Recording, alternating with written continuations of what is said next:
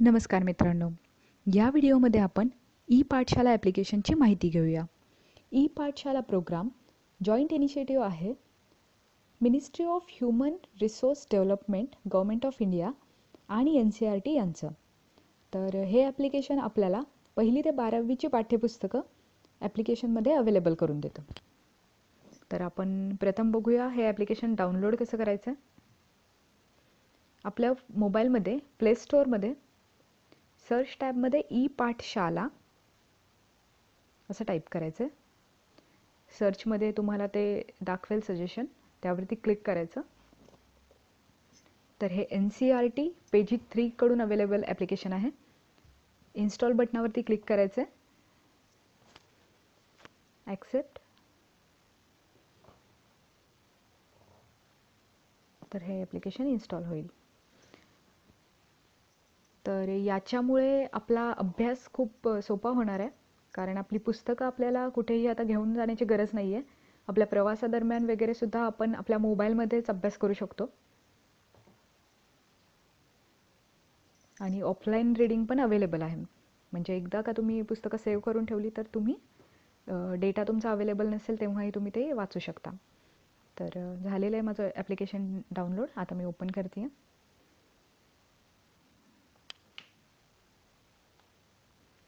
तर आत्ता सध्या मराठी भाषेची पुस्तकं अवेलेबल नाही आहेत. तर आपण आशा करूया की लवकरच ती उपलब्ध होतील. तर सध्यासाठी मी इंग्रजी भाषेमधून स्टार्ट करते. तर इथं 4 ऑप्शन्स असतात: स्टुडंट्स, टीचर्स, एज्युकेटर्स आणि पॅरेंट्स. प्रत्येकासाठी व्ह्यू वेगळा आहे, ऑप्शन्स वेगळे आहेत. सध्यासाठी मी स्टुडंट्समध्ये साईनअप करते. तर इथं तुमचं नाव एंटर करायचं आहे. मी स्टुडंट असं नाव एंटर करते. त्यानंतर क्लास सिलेक्ट करायचं आहे. मी 6वीचा क्लास 6 सिलेक्ट करते.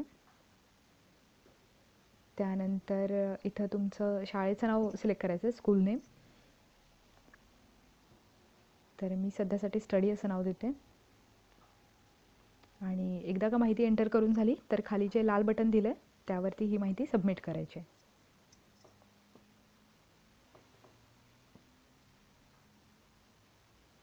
तर स्टुडंटसाठी व्ह्यूमध्ये 2 ऑप्शन आहेत: ई बुक्स आणि ऑडिओ व्हिडिओ. तर ऑडिओ व्हिडिओमध्ये वेगवेगळ्या खेळांची माहिती, तसेच वेगवेगळ्या ठिकाणांची माहिती, तिथं दिलेल्या भेटी, त्यानंतर इतिहासाचे डायलॉग्स वगैरे असे व्हिडिओज उपलब्ध आहेत. ते तुम्ही बघू शकता. मी बॅक बटनवरती क्लिक करते. आणि ई बुक्समध्ये सगळ्या पुस्तकांचा साठा आहे 1ली ते 12वीच्या. तर इथं तुमचा क्लासमध्ये क्लास सिलेक्ट करायचा आहे, 1ली ते 12वीपर्यंतचा. आणि आधीच्या वर्गांचा सुद्धा तुम्ही क्लास सिलेक्ट करू शकता. तर मी 6वीचा क्लास सिलेक्ट करते. त्यानंतर लँग्वेजमध्ये तुमची भाषा सिलेक्ट करायची आहे, कोणत्या भाषेतली पुस्तकं तुम्हाला हवी आहेत.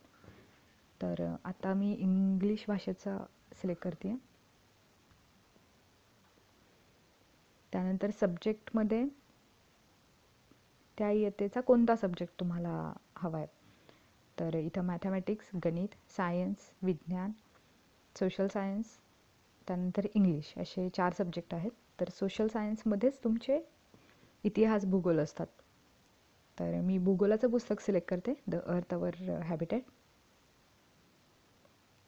आणि इथं चॅप्टरवरती जर तुम्ही सिलेक्ट केलं, हे सगळे चॅप्टर ते दाखवतं. तर त्याच्यावरती सिलेक्ट केलं तर एकच चॅप्टर तुमचं डाउनलोड होईल. जर ऑल चॅप्टर्सवरती सिलेक्ट केलं तर ते संपूर्ण पुस्तक तुमचं डाउनलोड होईल. सध्यासाठी मी सगळे चॅप्टर्स त्याचे डाउनलोड करते. आणि खाली दिलेल्या लाल बटनावरती तुम्ही क्लिक केलं तर तुमचं पुस्तक डाउनलोड होऊन जाईल. ओके.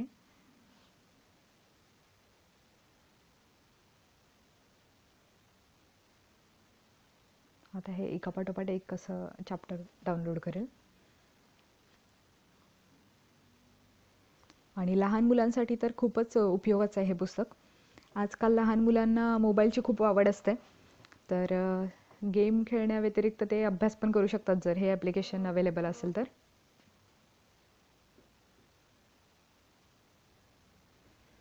तर माझं पुस्तक इथं डाउनलोड झालेलं आहे.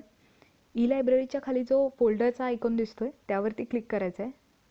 त्यामध्ये तुम्ही जे पुस्तक डाउनलोड केलं असेल ते तुम्हाला इथं दिसून जाईल.